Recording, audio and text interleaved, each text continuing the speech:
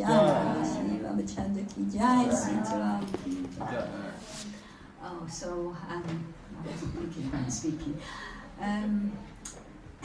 Okay, so Jai, Shri Prabhupada, Shri Gurudev ki Jai, Shri Gurudev ki Jai, Vaishnava Sangh ki Jai. So Ramachandra's appearance day. Ramachandra, Sitaram, actually, I remember Gurudev saying that. So we keep our mind focused. He said when we see Sita and Ram, then we think, oh, Krishna. We still speak to Krishna and Radharani. We say, oh, Krishna, what an amazing form you have taken of Ramachandra. And so that way you keep your mind focused. So, and actually, when I was just coming to Gurudev, I was actually on the altar in Bhaktivedanta Manor, and they were teaching me to dress actually Ram and Lakshman. And I wanted to dress Radha and Krishna, but you had to go through the the levels. So I kept peeping around the post, and I was thinking, oh Krishna, what a wonderful form you've taken as Ramachandra. I kept looking for the post to Radha and Krishna, and I had to hold the tray, and somebody was taking the jewellery and putting it on Ram and Lakshman. So I was thinking, oh, this is what the Manjaris do. They hold a tray, and actually, they're dressing Radha and Krishna, so this was my meditation, even though it was Ram and Lakshman. And then it was only about a week later, actually, I got banned and put off the altar, and then I just came full time. So I think they heard my thoughts. So that was nice. Anyway, and I also heard from someone who was given a class many years there, that one time Srila Prabhupada had said, even though there were Ram deities there, he said that on special days like this you can sing Sita Ram. He said otherwise you don't need to bother. He said just now and again, he said, but we always keep focused on Radha and Krishna. So in that way, so in fact somebody who was giving the class, they said, does anybody know why he said that? They couldn't understand why he said that, so of course we know. So, but having said that, it was an ecstatic kirtan. I wasn't meaning anything against your kirtan. It was absolutely ecstatic. I was just remembering what Gurudev said. So, yeah, Krishna is very hard to understand for many people because he does all the things we're not meant to do. So. So when Ramachandra came, Lord Ramachandra, he taught Maryada, which is like the perfect way that you should behave in this world. So everything he did as the king, he was teaching the citizens how to behave perfectly. And so I'm not going to actually tell the stories because there's so many people to speak, but that's all right. So anyway, he was teaching Maryada, and one story I heard today actually, which was very nice. It was saying how what an amazing son he was, because when Kaikeyi, she put those two she asked for the boons, and she said that Ramachandra should vanish to the forest for 14 years and her son go on the throne. And when he heard that, because it was his father who promised the boons, and so the father didn't want to break his promises because he was a Kshatriya king, and he stuck very much to what he felt was the right thing, and so Ram, he just accepted. He said, well, if that's what my father wants, no problem. And just a few hours before, the whole of the kingdom, everybody loved Ram. He was such a wonderful person. The whole of the kingdom was totally ecstatic, waiting for him to be throned the king, and he was actually qualified. He was the most qualified.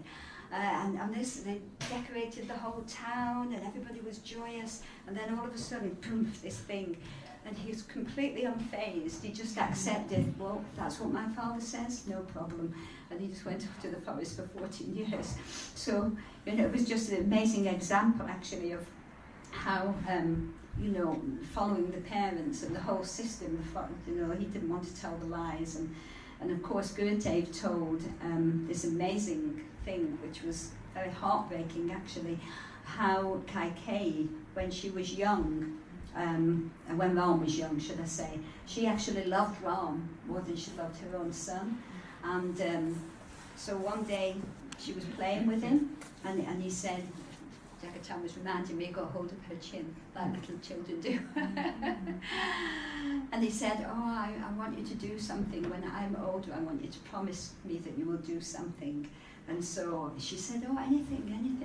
And then he said, when I am older, a time will come, I'm going to be crowned the king. And at that time, I want you to say that your son should be king and you banish me to the forest.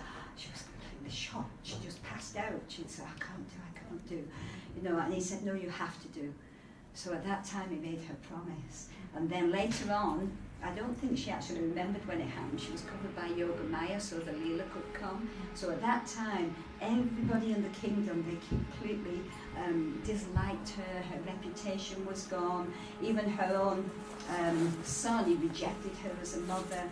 And she was just completely scorned and thought I was the most hateful person. But actually, she was the most loving. She actually had the mood like the gopis. She gave up her reputation. She gave up all the love that everyone had for her. And she just accepted that. That was like her seva to Ram. So she was actually a very, very amazing person. Although usually we think, oh, she was so cruel and horrible.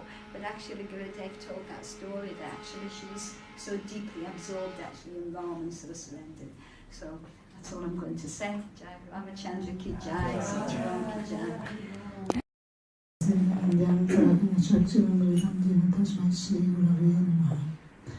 I offer my Dandarshan to my Gurudevas and all Guru Varga and all Vaishnavas and Vaishnavis.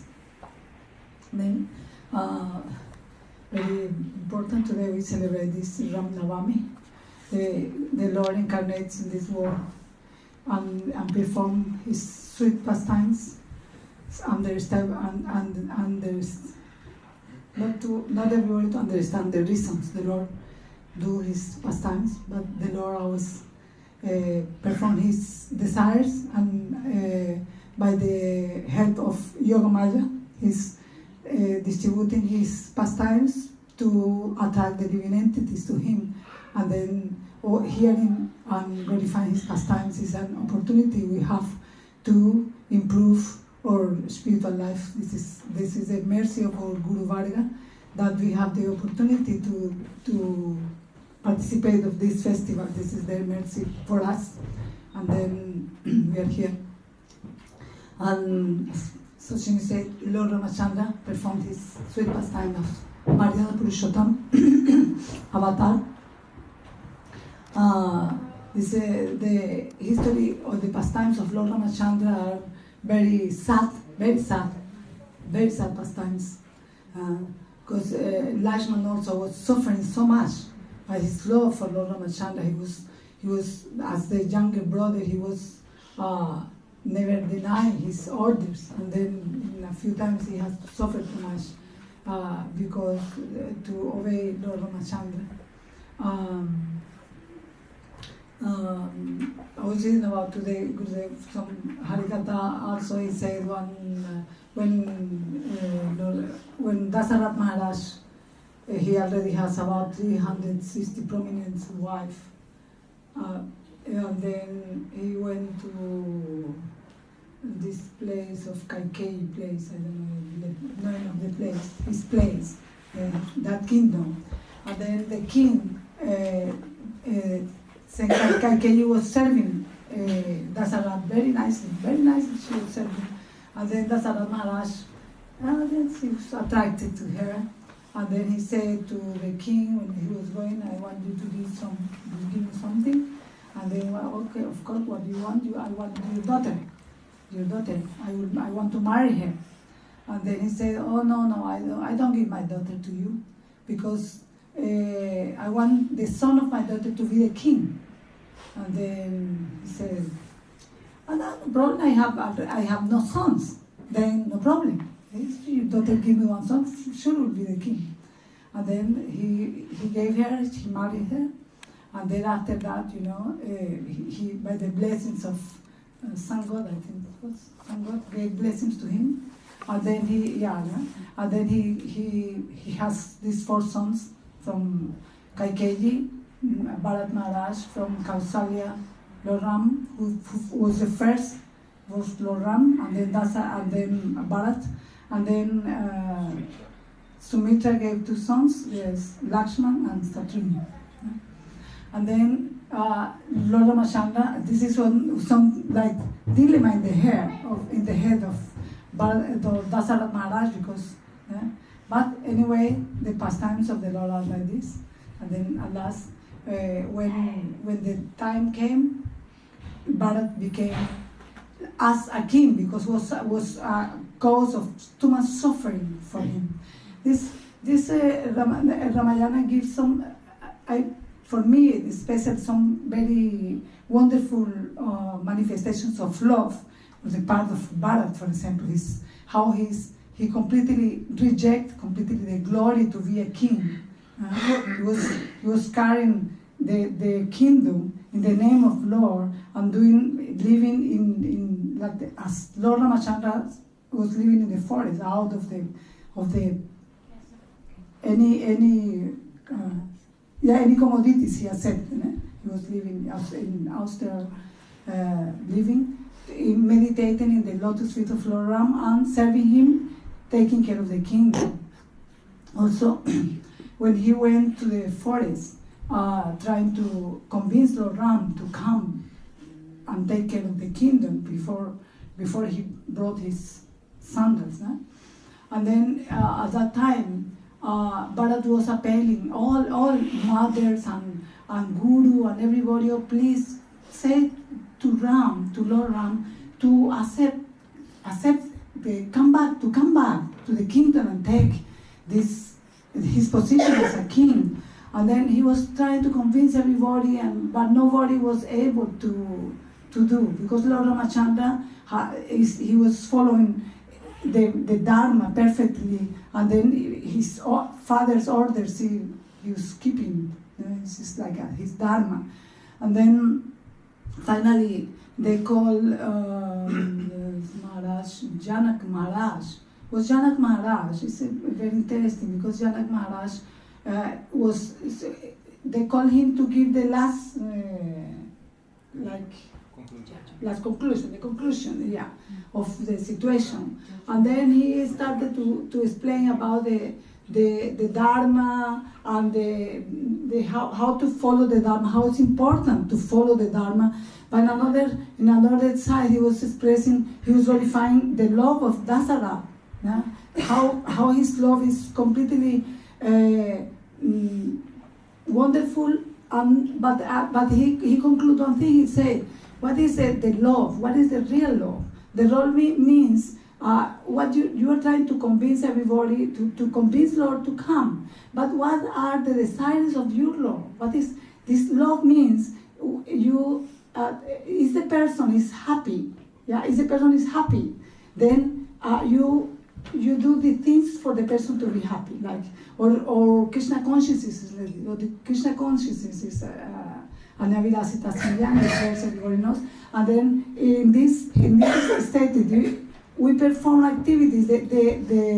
What is Bhakti Rasa? Bhakti Rasa means everything to satisfy the Krishna desire, by words, by mind, by body, all sentiments, all moods to satisfy the Krishna, to make to Krishna be happy. Then this is the supreme example of this are the gopis, who renounce everything to give happiness to Krishna. And then Dasaratha Maharaj give this teaching to Bharat, and at that moment Bharat understood all. And then he went and said to Lord Ram, oh, what do you want? What makes you happy? They said, I am happy if you go and take care of the kingdom, that I stay here following my father's words. And then he came back very happy that it's living in this way. I was looking today this Tulsidas. Tulsidas is a history of the great devotee of Lord Ram, who really I like too much, because he shows one interesting thing. He wrote this very beautiful Rama Charitramanas, the beautiful pastimes of Lord Ramachandra, in one very sweet mood. He wrote this book. All Vaishnavas so much glorify this how his calling is the incarnation of Vyasadeva in relation of Ram pastimes. And then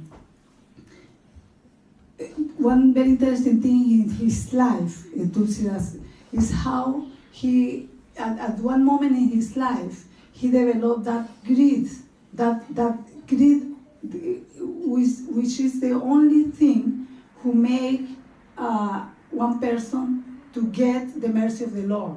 Yeah, because it's said that unless we develop this greed, we can't have the realization of the spiritual desires to get the darshan of the Lord, to get the mercy of Harinam Prabhu, or these things, unless we develop this greed. Then Tulsidas, in one moment in his life, when he renounced his family life, he was unaware of everything. He was only calling the Lord. Oh Lord, please take me.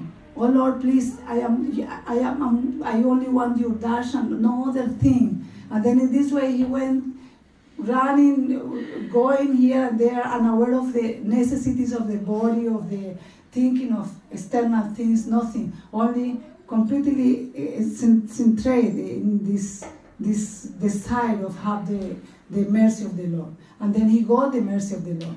Lord Ramachandra gave darshan to him.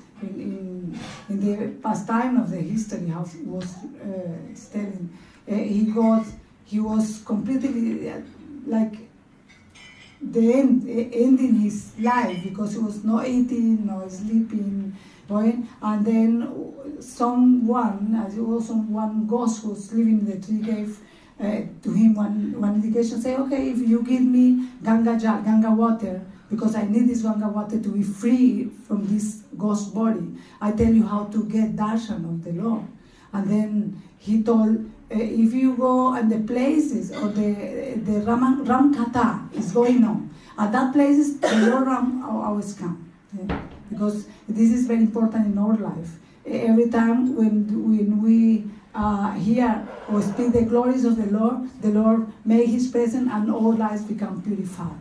And then he went and then he found Hanuman, because he said, the person who bring you to Lord Ram is his devotee. His devotee, by his devotee you get the Lord, because you never get the Lord direct. The Lord always we can get by the mercy of his devotee, because his devotee is the how do you say, the Lord following his devotee's desire. Okay? And then finally he got the darshan of the Lord. It's very beautiful, very beautiful. It's like this, I can see 100 times and maybe tired to see how wonderful. He was sent for Hanuman sent him to go to Chitrakuta, I think, the one god. And then there he will find Lord. And then he was giving sandal to everybody, giving sandal, everybody asked sandal. And then these two boys came, asked him for sandal. And he gave sandal. And then at that moment, Hanuman started to sing the glories of Lord. Yeah. And then when they saw Hanuman sang and vanished, and then, oh, this is the Lord. And he was like, the Lord Ram gave his darshan as a beautiful prince, and also as Lord Ram with his, when he was in the forest with the bow and this. Very, very wonderful. And then at that moment he said, oh Lord, you can go now. Now I got the thing precious in my life. Now I am free. Yeah, I got it. Because if we get once the mercy of the Harinam Prabhu, the Lord, then our life is perfect. This is a wonderful thing.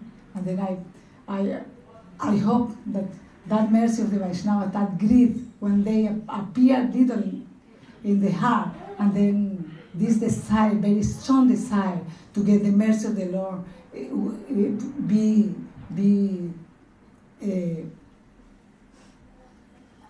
I don't know how to say, but avoid all the other desires, and then at that moment maybe the life will be successful. Jai Shri Lord Ramachandra ki, Jai Shri Rama Navami ki.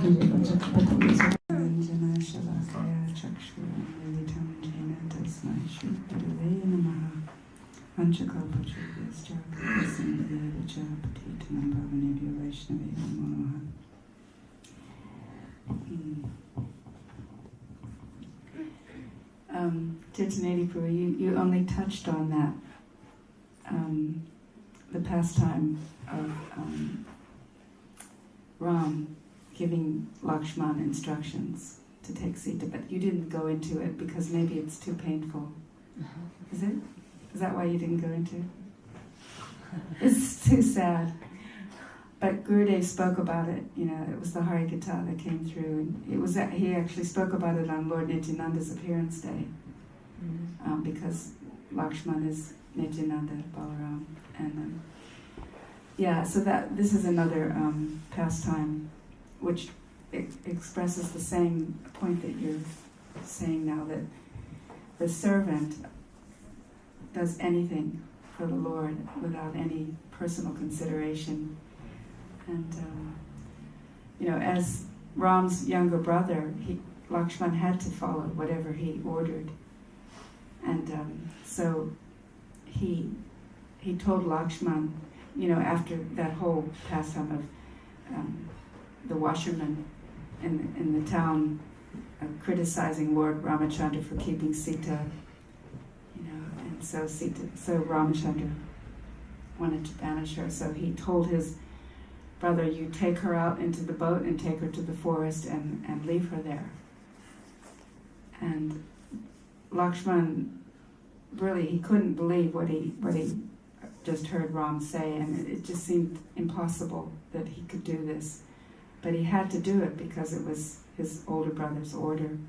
So he took her out into the boat and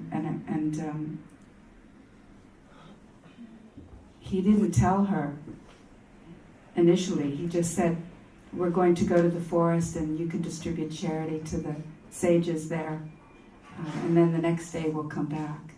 That's what he told her, because she was so blissful to know to go into the forest and distribute charity. And but he took her, and then on the way there in the boat he said, Ram has abandoned you. Ram wants you to leave. You have to go now. And she just fainted on the boat. But he took her across, and he just left her there in the forest. That was it. So this is very painful pastime. But then Gurudev was explaining how on the way back, Lakshman was thinking that I will never come with Ram again in the form of his younger brother.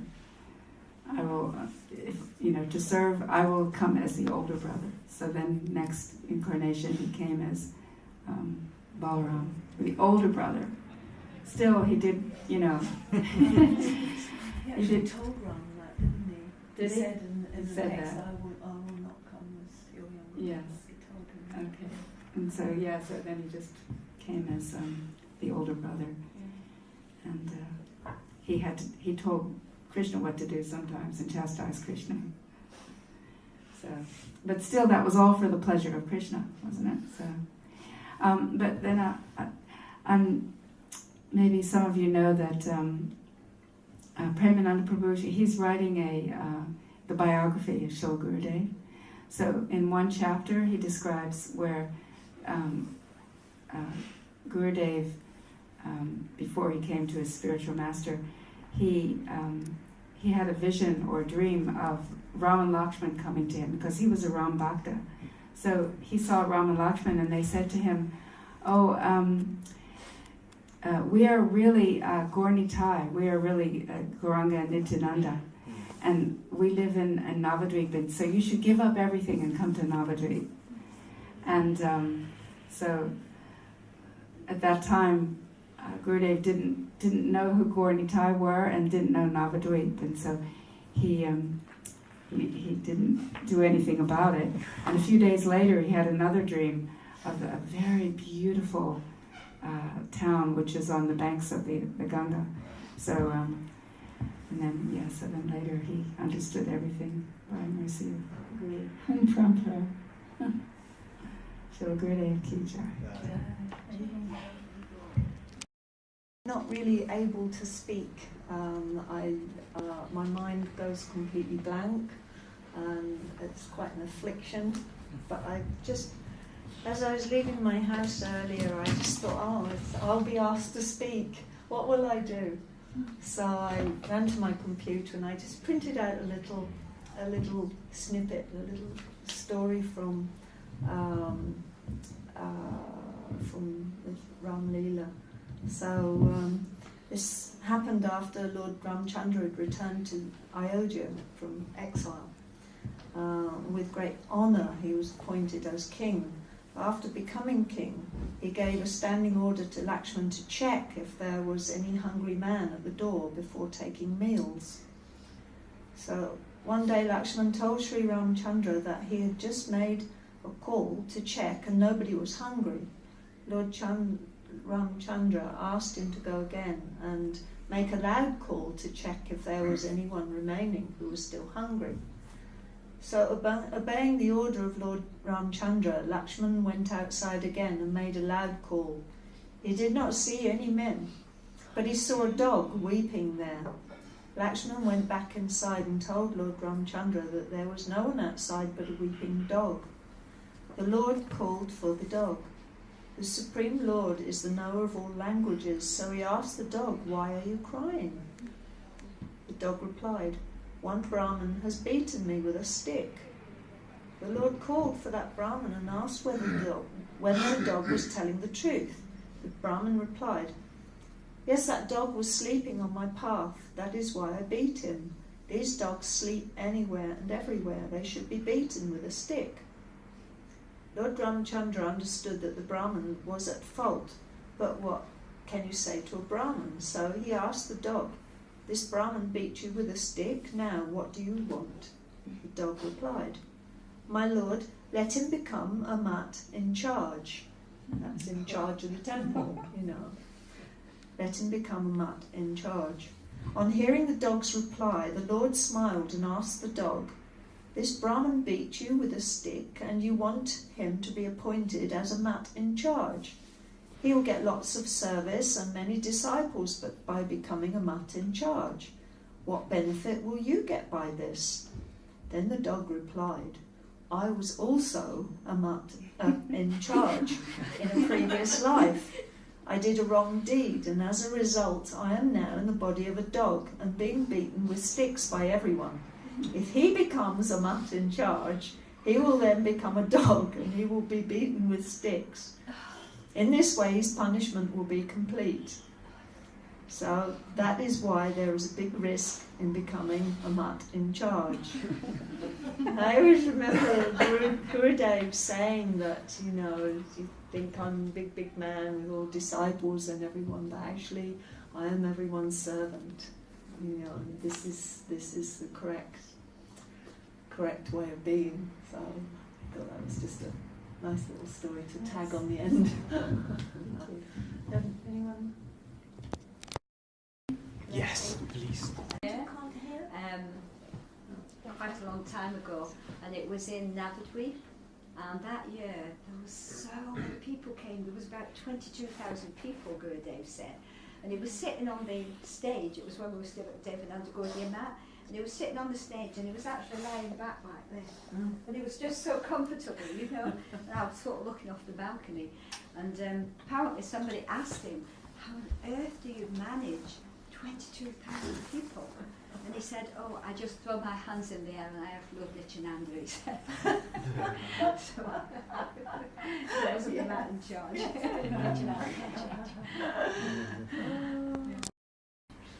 Ajnanatimirandhasya jnananjanashalakaya chakshurshritam yena tasmai Shri Gurave Namah. Mukam karoti vācālam pangum langhayate girim yatkripatvamaham vande Shri Gurum Dinatarini. Gurave Gaura Chandraya Radhikaya Tadale Krishnaya Krishna Bhaktaya Tadbhaktaya Namo Namah. Shri Krishna Chaitanya Prabhu Nityananda Shri Advaita Gadadhara Srivasadi Gaur Bhakta Vrinda. Hare Krishna Krishna Krishna Hare Hare, Hare Rama Rama Rama Hare Hare. First of all, I'm offering my most humble Dandavat Pranam unto the lotus feet of my Guru Deva Om Vishnu Pada Paramahamsa Parivrajikacharya Ashtotara Shata Shri Srimad Bhakti Vedanta Narayan Goswami Maharaj, and beg for his causeless mercy, his heartly blessings.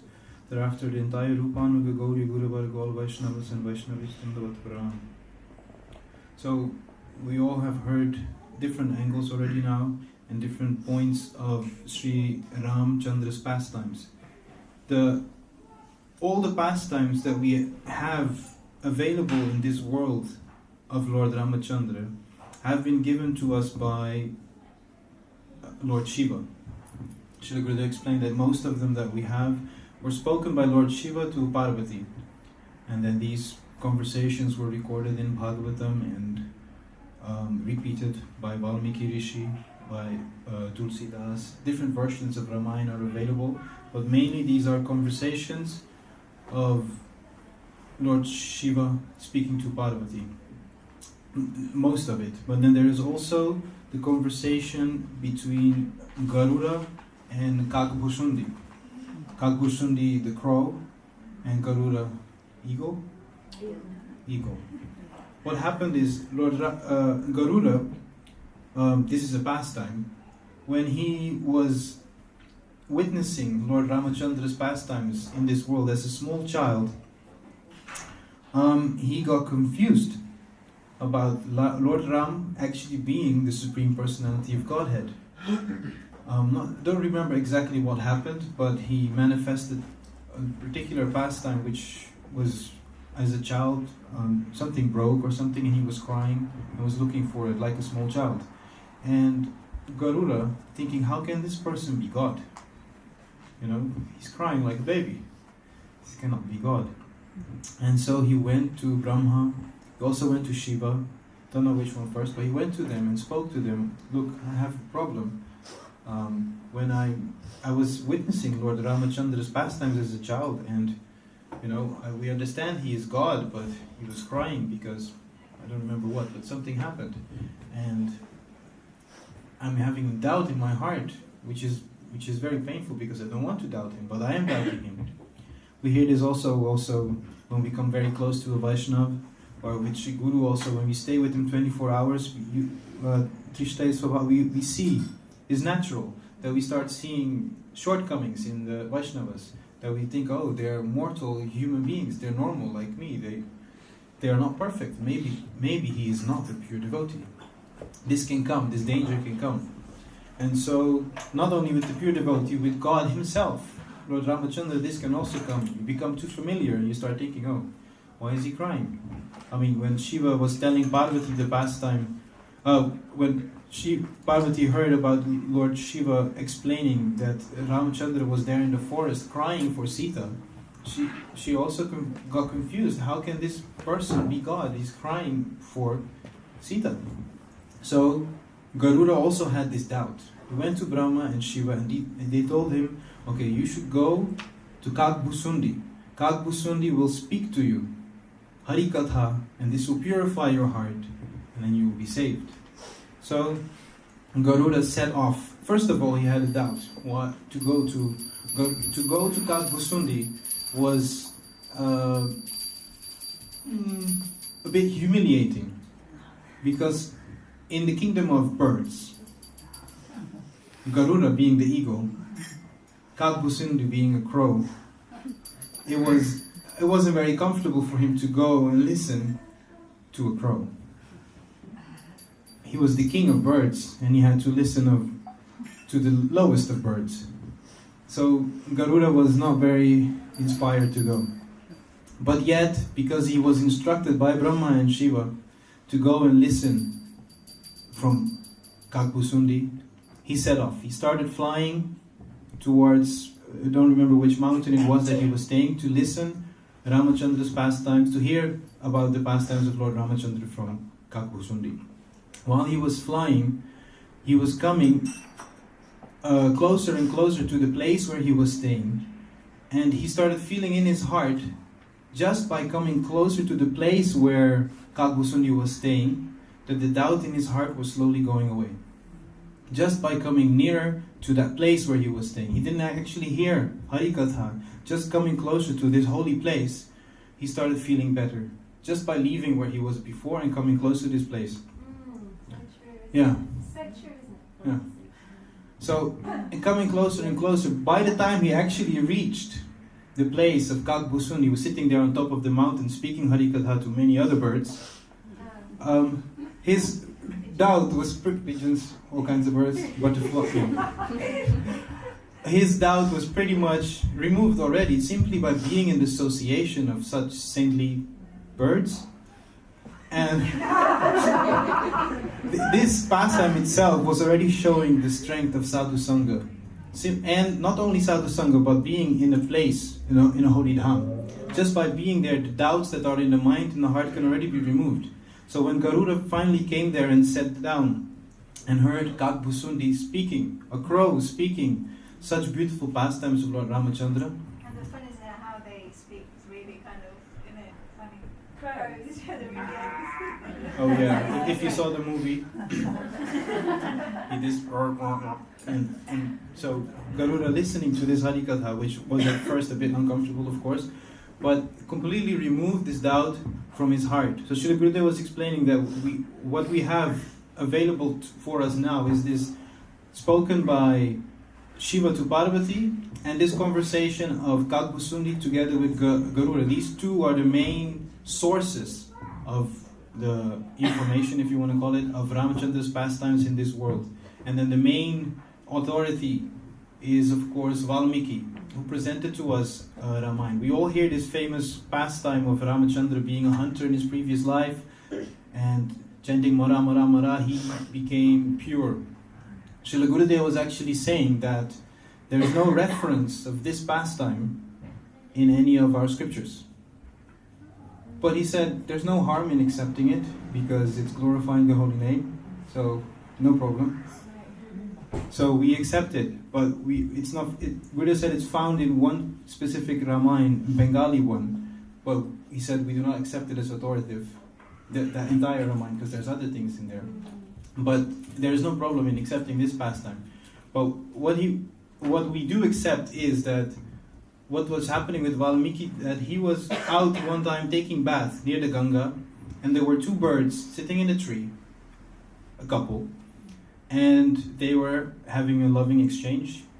I don't know, he was singing very beautifully to her, and she was liking it, and he was watching this.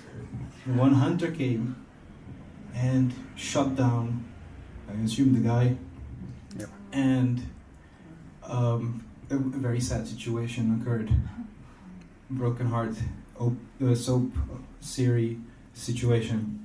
And seeing this situation, Valmiki, without knowing, started cursing that Brahman in a very poetic way. And he cursed him that, I don't know exactly what he cursed, but he said, you will also die like this, and curse you. I don't exactly remember the curse, but he cursed him very badly. And then he was together with his disciple Bharadwaj, and they took their bath and went back. On the way, walking back to the ashram, Valmiki Rishi said to Bharadwaj, I never become angry. How is it I became angry at this hunter and I cursed him? It's impossible. There's some special arrangement, something happened here, because I never become angry. And then Bharadwaj agreed, yeah, this is true. And then Valmiki realized, oh, there's something special about those words that they just came from my mouth. They rhymed, and they could be sang in any melody. They were in a perfect meter. And he went back, sat down in meditation, and he spoke to his Gurudev. His Gurudev came, Narad Muni, isn't it? Yeah. Narad Muni came, and he told him, oh, there's a special reason for this. This is because the Lord wants you to narrate the pastimes of Lord Ramachandra. And so this is how in this world we got this beautiful Valmiki Ramayana, which is very poetic. And Gurudev always used to speak for, whenever there was Ram Navami, Gurudev would days before would already start speaking Ram Navami. He would have a week of just Ramachandra pastimes, Gurudev reading and reading these beautiful pastimes, fully absorbed in them. I've seen Gurudev watching the Ramayana video, being completely absorbed. But also in Mathura, when he would speak on Ram Chandra's pastime, would be so fully absorbed in it, so completely out of this world. For me, it was just beautiful to see him being absorbed. Not really about what he was speaking, couldn't really get into it, but just seeing him, how much he goes into that Ramachandra pastime. And then there is, he would explain that there is one village very close to where he was born. I forgot the name. Was it Chitrakoot? I don't think it was Chitrakoot. There was another place where, what was the name of that rishi that came to Dasharath Maharaj's house and asked him for his 2 sons? Oh, Vishwamitra? Was it Vishwamitra? Vishwamitra's ashram, Gurudev used to say, is very close to his house where he was born. And so he was saying, he was from childhood, he was very much absorbed in this Ramchandra pastimes. Like you said, also many times he had darshan, they came in his dreams so many times. And so you always see Gurudev so absorbed speaking this Ramchandra pastimes, very, very much absorbed. And very specifically giving these two, 3, 4 different pastimes, expressing prem, love, how we should develop this love. I was just thinking, now that Kamala and Sita are here, maybe one of them could say something.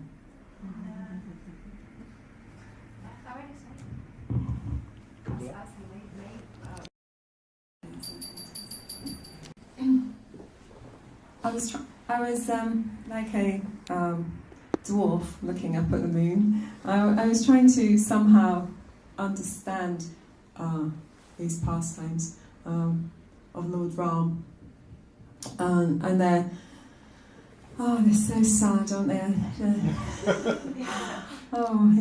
Gurudev used to explain it, didn't he? And the devotees would come and watch Ramayana, the actors performing Ramayana, and everyone crying, the whole house crying,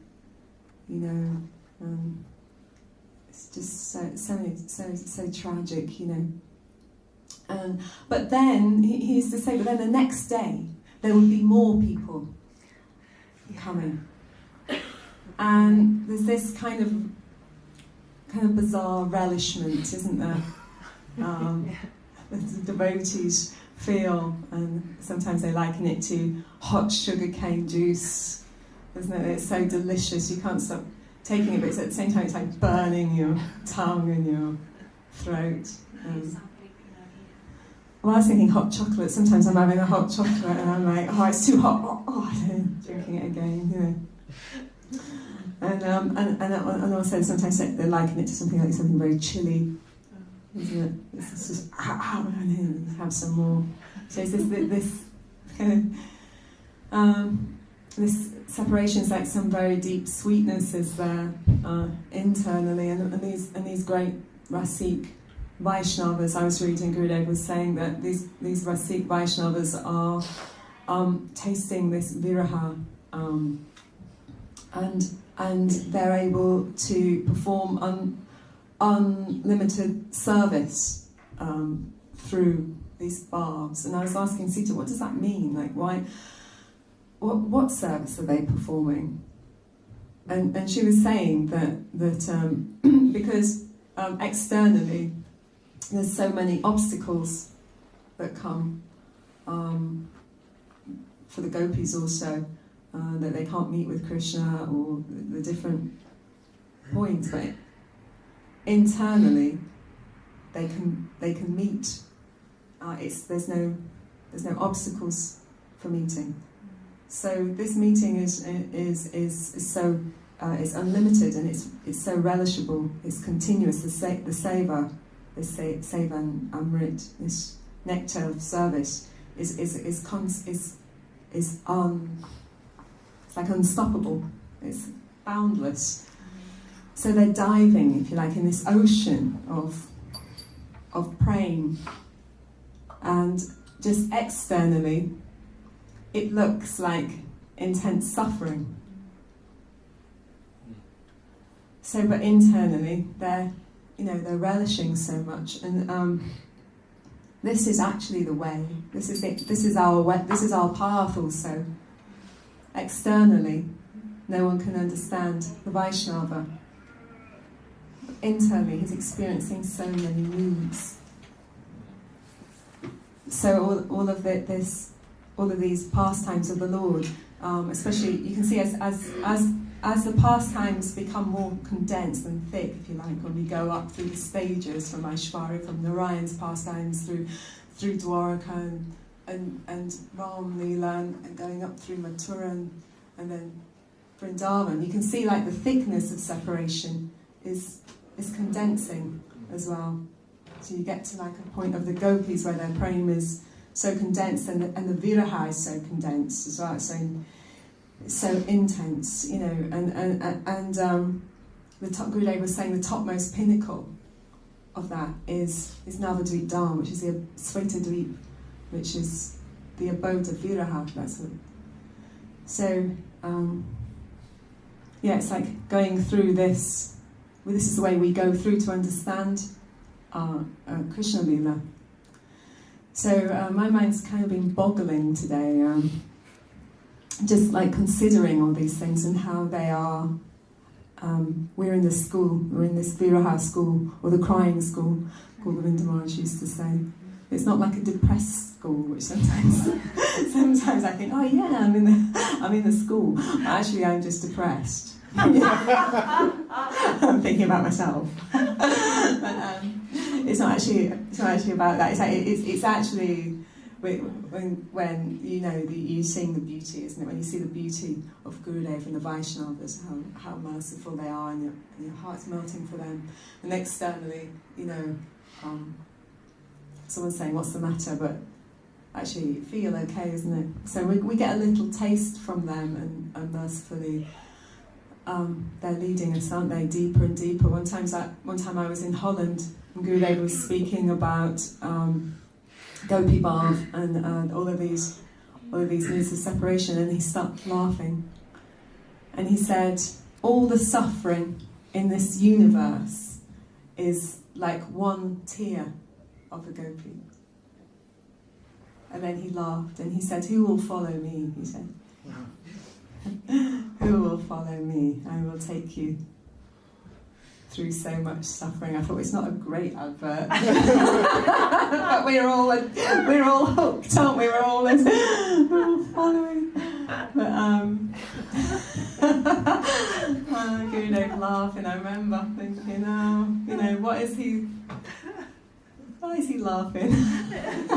Because of course I suppose who knows, But anyway, it was good fun for him. No one else was laughing. Everyone was like, oh, can't we be suckers? So,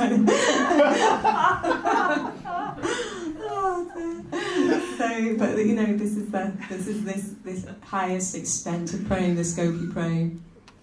And it's all leading there, and it's all leading up to this bard. So, hey, I'm praying, dear Lord Ram and everyone to grant me mercy to gain entrance into these moods and to be able to express that through my service and stay close to their lotus feet.